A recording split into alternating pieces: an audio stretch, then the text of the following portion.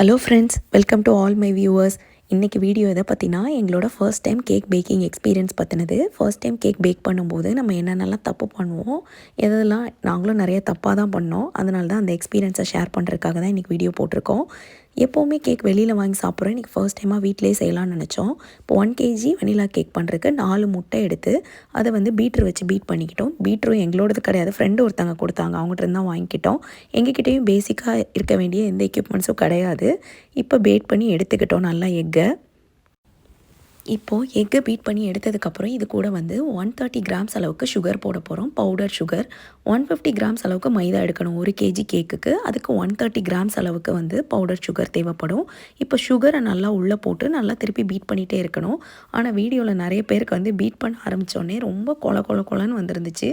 எங்களுக்கு அந்தளவுக்கு வரலை. ஃபஸ்ட்டேவே வந்து பார்த்திங்கன்னா இப்போ பீட் பண்ணால் நுரையாக தான் வந்துச்சே தவிர, நிறைய பேருக்கு ஒரு மாதிரி வந்து சாலிட் கன்சிஸ்டன்சி மாதிரி வந்திருந்தது நிறைய வீடியோஸில் பார்க்கும்போது.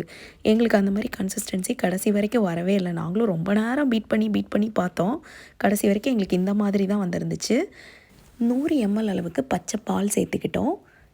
இப்போது அதுக்கப்புறம் இது கூட வந்து நல்லா உருக்கி தான் பட்டரை சேர்க்கணும்னு போட்டிருந்துச்சு. ஆனால் நாங்கள் உருக்காமவே அதை அப்படியே வந்து சேர்த்துட்டோம். ரூம் டெம்பரேச்சருக்கு வராமல். இங்கே சும்மாவே குளிரில் பட்டர் வந்து ரொம்ப கட்டியாயிரும், அதனால் கட்டியாக தான் இருந்துச்சு.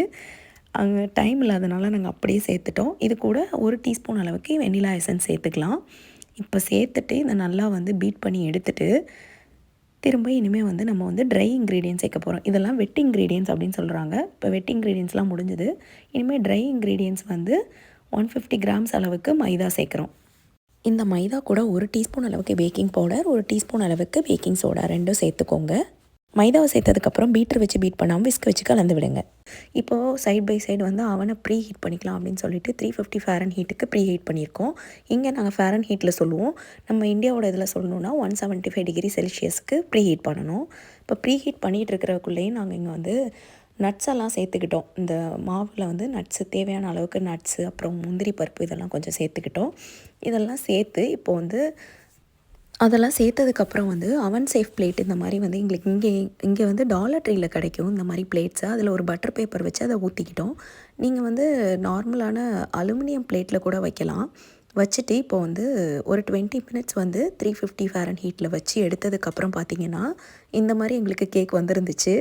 பட் நைட்டு அது ரொம்பவே நல்லா இருந்துச்சு. சரி காலையில் எழுந்திரிச்சு அந்த கேக்குக்கு வந்து ஐசிங்லாம் பண்ணலாம் அப்படின்னு சொல்லிட்டு வச்சுட்டு காலையில் வரதுக்குள்ளேயும் கேக்கு நல்லா கல் மாதிரி ஆயிடுச்சு. இங்கே இருக்கிற கிளைமேட்டாக இல்லை நாங்கள் என்ன தப்பு பண்ணோம் தெரில. ஆனால் எல்லோரும் என்ன தப்பு இருக்கோம் அப்படின்னு சொல்லிட்டு சொன்னாங்கன்னா, நாங்கள் வந்து மேபி அந்த பட்டரை வந்து அப்படியே உருக்காமல் போட்டது. இன்னொன்று ப்ளஸ் வந்து ரொம்ப நேரம் ஹீட் பண்ணியிருப்போம், கொஞ்சம் அதிக டைம் வச்சுருப்போம்னு சொன்னாங்க. அதுக்கப்புறம் சாக்லேட் ஸ்ப்ரெட் வச்சே ஐசிங் பண்ணிட்டோம். இந்த மாதிரி உங்களுக்கும் ஏதாவது அனுபவம் இருந்தால் கமெண்ட்டில் சொல்லுங்கள். சேனலுக்கு சப்ஸ்கிரைப் பண்ணுங்கள். தேங்க்யூ.